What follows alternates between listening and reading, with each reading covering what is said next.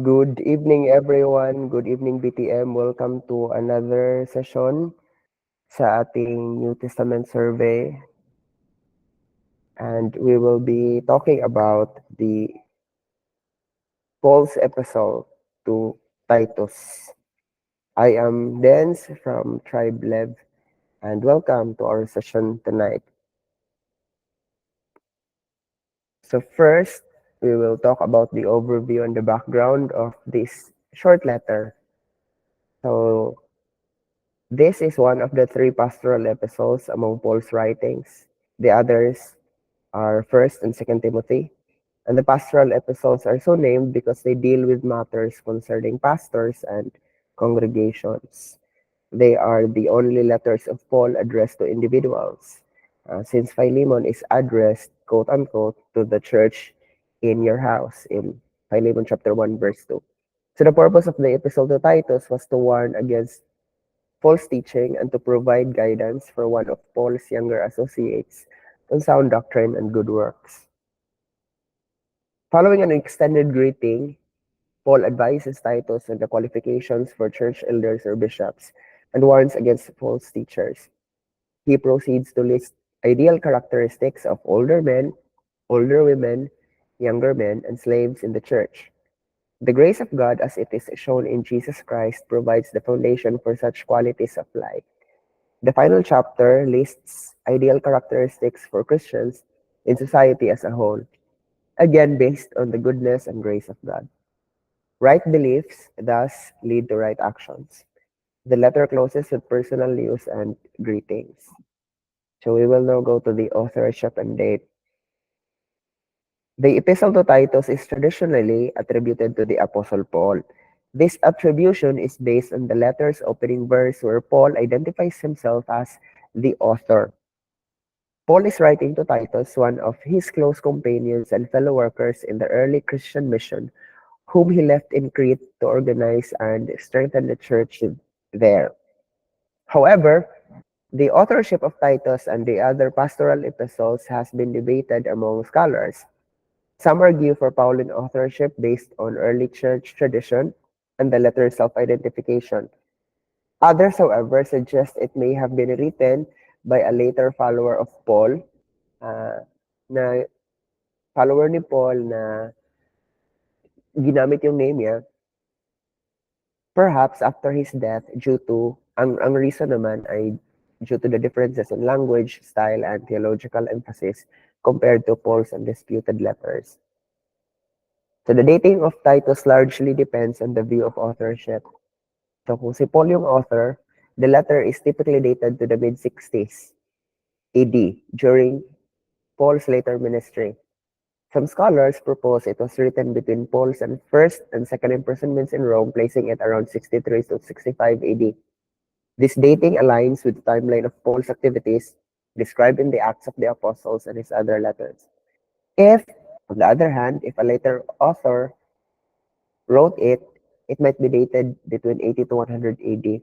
This view suggests that the letter reflects a period when the early church was becoming more organized and was dealing with issues of leadership and doctrine. So yun yung authorship and date, mayroong dalawang views. The Pauline and yung isa naman na hindi Pauline. But there are strong evidences na nagpo-point for Pauline authorship. Though may mga scholars din naman na who argues otherwise. So for the historical setting is, una, we have here, the background of the Epistle of Titus is closely tied to the island of Crete and the ministry of Titus himself. Crete is the largest of the Greek islands and was known for its diverse population and culture. It was also associated with certain negative stereotypes in ancient times, including a reputation for dishonesty and unruly behavior. So, ito yung Crete, no? Nasa, siya, island sa Mediterranean. Kung makikita natin sa map. According to Titus chapter 1 verse 5, Paul left Titus on the island of Crete to continue establishing churches by appointing elders in every city. As soon as Artemas or Tychicus relieved him, Titus was to meet Paul in Nicopolis. So this is Nicopolis. Crete is here, and then this is Nicopolis, where the apostle planned to spend the winter. The occasion for the letter was clear enough, which is to warn against false teachers. The precise nature of the teaching was less clear, although it included Jewish fables, legalism, and disputes over genealogies. Paul urged Titus to avoid such traps, for anyone associated with them would get caught in his own schemes. So when we look at the timeline of Paul's ministry, as well as the dating of the episode to Titus, so when you look at this timeline, so makikita natin na sinulat niya around 62 to 65 AD.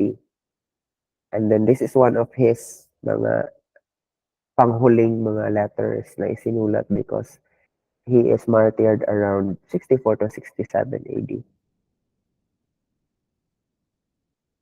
Okay. So ano ba yung structure and outline ng book? So one way to structure it is through this outline. So first is yung introduction and greetings. Mababasa natin sa chapter 1 verses 1 to 4. So dito makikita yung greeting and introduction at saka yung mention ng purpose of the letter. And then the second part, which is chapter 1 verse 5 to 16, yung appointing elders and addressing false teachers. Dito yung instructions kung paano mag-appoint ng mga elders at ng mga overseers ng churches, the qualification for elders, and the warning against false teachers and their disruptive influence. The next part is chapter 2 verse 1 to 15. This is where the instructions for different groups within the church are written. So yung mga groups ng older men, women, the younger women, young men, and slaves. Dito din yung emphasis ng sound doctrine, self-control, and living in a way that adorns the gospel. Then Titus chapter 3, verse 1 to 8a, yung reminders of grace and good deeds. So dito yung instructions for believers to be subject to authorities and to speak evil of no one. Emphasis on the kindness and love of God in salvation. Encouragement to be devoted to good works. And then chapter 3 verse 8b to 11, avoiding foolish controversies and divisive people. So yung caution naman against getting entangled in foolish controversies and arguments. You also have the instructions for dealing with divisive individuals. An emphasis on maintaining unity and focusing on what is profitable. And then as with all letters ni Paul, it ended with final instructions and greetings na dito mababasa sa chapter 3 verse 12 to 15. Kung saan yung mga instructions niya kay Titus regarding the journey of Zenas and Apollos. And then, greetings at saka closing remarks. So that's one way to structure Titus. Another way to structure out Titus is this. Number 1, dalawa lang ito. Appoint elders. And second part, set things in order. So, dito sa side, sa appoint elders, dito yung chapter 1. So dito yung introduction, dito yung paano i-ordain or the qualified elders, and then the rebuke of the false teachers. Yung how to set things in order naman, ito yung chapter 2 and chapter 3. This is where yung speak sound doctrine in chapter 2, maintain good works in chapter 3, 1 to 11, and then the conclusion in chapter 3, verse 12 to 15. So another one to structure this is through this. Personal greeting in chapter 1, verse 1 to 4, and then church organization in chapter 1, 5 to 16, and Christian obligation in chapter 2 and chapter 3, verse 11, with closing admonitions in chapter 3, verse 12 to 15. And then another one, I think this is the last one, on how to structure this is through this outline. Kung makikita natin ang mga passages on the first column, followed by kung ano yung content niya, and then yung epistolary motive. Epistolary motive meaning yung parts ng epistle in their time. So, paano ba sila nagsusulat ng epistle means letter. So kung ano yung mga parts ng letter, ito yung motif niya when you read on the third column. You have salutation, yung instruction, paranesis. Paranesis means ano yun siya, parang instruction on how to do things. And then instruction and then closing. So that's the structure and outline of Titus. Those are the few things on or few outline structure of the letter. And then we will go with the purposes, the purpose of Paul in writing this letter to Titus. First is church leadership and organization. So Paul gives Titus specific instructions on appointing elders and bishops in the church. The qualifications required for these leaders are also included. Another purpose is sound doctrine. So Paul emphasizes the importance of teaching sound doctrine and instructs Titus on how to handle false teachings and promote healthy teaching. A third one is Christian living. So Paul provides practical advice on how various groups within the church, such as the older men, the older women, the younger women, and the slaves, should conduct themselves in a manner that reflects their faith and promotes the gospel. Another purpose is the good works. So this letter stresses the significance of good works as a natural outcome of faith. So Paul encourages Titus to remind the believers to be ready for good works, to live upright lives, and to show kindness and humility toward others. So another purpose is this, avoiding division. So Paul advises Titus on dealing with divisive people and controversies, urging him to avoid foolish disputes and reject a divisive person after two warnings. So those are the purposes of the letter. Then we will go to the unique features, mga bagay na very emphasized sa letter ni Titus as compared to other letters ni Paul and the rest of the books of Scripture. First is the qualification for elders and bishops. While the qualifications for church leaders are also discussed in First Timothy, the list in Titus is unique in its context of addressing the specific needs of the Cretan church. So here, Paul emphasizes qualities like being not quick-tempered and a lover of good, which align with the particular challenges faced by the church in Crete. So another one, unique picture ay yung Cretan culture and challenges. So Titus 1:12-13 references a well-known saying about Cretans. So yung quote ay, Cretans are always liars, evil beasts, lazy gluttons. So yun yung parang stereotype ng Crete. Ito yung bagay na kung saan known yung Crete. Liars, evil beasts, lazy gluttons. So this is unique to Titus and it reflects the cultural context that Titus was working in. So dito siya nagmi-minister sa mga taga-Crete. Emphasis on teaching sound doctrine across demographics. So here Paul provides specific instructions for different groups within the church. And this detailed demographic focus is more extensive and tailored than what is found in other epistles. So dito talaga sa letter na ni Paul for Titus, so dito talaga di-discuss yung or may instructions sa bawat members ng demographics. So very specific yung instructions niya. Another one, yung instructions on handling false teachers and divisive people. So Titus 1:10-16 and chapter 3 verse 9-11 offer specific guidance on how to deal with false teachers and divisive individuals within the church. While similar advice is given in other pastoral epistles, the instructions in Titus are uniquely framed within the Cretan context. And then we will have the special consideration and literary features, mga bagay na ating titingnan when we read Titus. So this is a pastoral epistle, and it is written by Paul to a pastor and giving directions that deal directly with the pastor's work in a local congregation. So in keeping with the conventions of this genre, Paul writes with apostolic authority. To pack in all of the instructions that he can in a letter, it is short, even by New Testament epistolary standards, Paul writes in a curt and business-like manner. The authoritative and directive stance of the writer to his recipient is evident throughout. Most of Paul's advice is phrased in the imperative mood, producing an urgency of tone. The content, moreover, is condensed with the effect being similar to that of a telephone conversation in which a speaker knows that he has only a few minutes available to talk. So, ito yung mga specific advices for reading Titus. Una, this letter is a miscellany or collection of moral instructions and theological truths.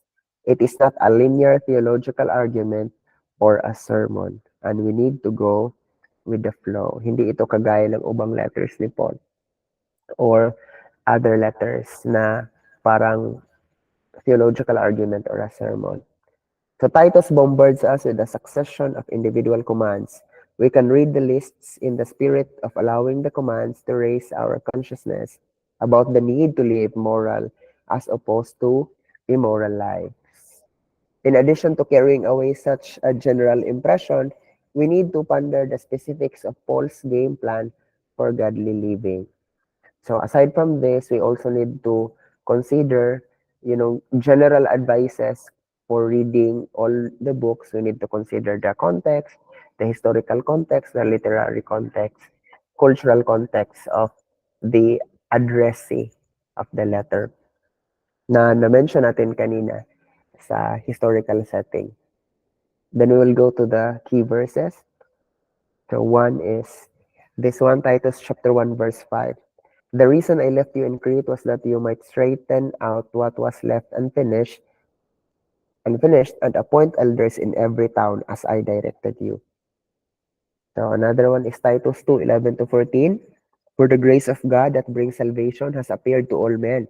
It teaches us to say no to ungodliness and worldly passions, and to live self-controlled, upright, and godly lives in this present age, while we wait for the blessed hope, the glorious appearing of our great God and Savior Jesus Christ, who gave himself for us to redeem us from all wickedness and to purify for himself a people that are his very own, eager to do what is good. Another key verse is found in Titus chapter 3, verse 1 and 2. Remind the people to be subject to rulers and authorities, to be obedient, to be ready to do whatever is good, to slander no one, to be peaceable and considerate, and to show true humility toward all men. Another one is in chapter 3, verse 4 to 7. But when the kindness and love of God our Savior appeared, He saved us, not because of righteous things we had done, but because of His mercy. He saved us through the washing of rebirth and renewal by the Holy Spirit, whom He poured out on us generously through Jesus Christ our Savior, so that, having been justified by His grace, we might become heirs, having the hope of eternal life. So those are the key verses of Titus. Then we'll go now to the mega themes and its uh, contemporary implications and life principles that you can learn from it. So first of the mega theme is the good life. So the good news of salvation is that we can't be saved by living a good life. We are saved only by faith in Jesus Christ. But the gospel transforms people's lives so that they eventually perform good deeds. Our service won't save us, but we are saved to serve. A good life is a witness to the gospel's power. As Christians, we must have commitment and discipline to serve. Are you putting your faith into action by serving others? Another major theme of the letter is the character. So Titus' responsibility in Crete was to appoint elders to maintain proper organization and discipline. So Paul listed the qualities needed for the eldership. Their conduct in their homes revealed their fitness for service in the church. It's not enough to be educated or to have a loyal following. To be Christ's kind of leader, you must have self-control, spiritual and moral fitness, and Christian character. Who you are is just as important as what you can do. Another theme is the church relationships. Church teaching must relate to various groups. Older Christians were to teach and to be examples to younger men and women. People of every age and group have a lesson to learn and a role to play. Right living and right relationships go along with right doctrine. Treat relationships with other believers as an outgrowth of your faith. Another one is the citizenship. Christians must be good citizens in society, not just in church. Believers must obey the government and work honestly. How you fulfill your civic duties is a witness to the watching world. Your community life should reflect Christ's love as much as your church life does. So we will go now to the theology. This is how God is uh, described. Sino si Lord? Ano ang ginawa ni Lord? So ito yung theology ng book. First is, God is the Savior. God is repeatedly referred to as our Savior in the letter. This highlights God's role in initiating and securing salvation for humanity, which is central to the message of the episode. God is the source of grace. God's grace has appeared, bringing salvation to all people. This grace is not only the means by which believers are saved, but also the power that enables them to live godly lives. God is faithful. The epistle speaks of the hope of eternal life, which God, who does not lie, promised before the beginning of time. This affirms God's faithfulness to his promises, offering believers assurance of their hope in eternal life. God is the purifier. God, through Jesus Christ, gave himself for us to redeem us from all wickedness and to purify for himself a people that are his very own. This reflects God's desire to cleanse and sanctify his people, setting them apart for good works. Next is God is merciful. The letter emphasizes that God's mercy is the basis for salvation, stating that he saved us not because of righteous things we have done, but because of his mercy. This emphasizes the theme that salvation is an act of God's mercy rather than human merit. God is the hope. God is the source of the believer's hope, particularly the blessed hope of Christ's return. This hope is rooted in the assurance of eternal life promised by God. So that is the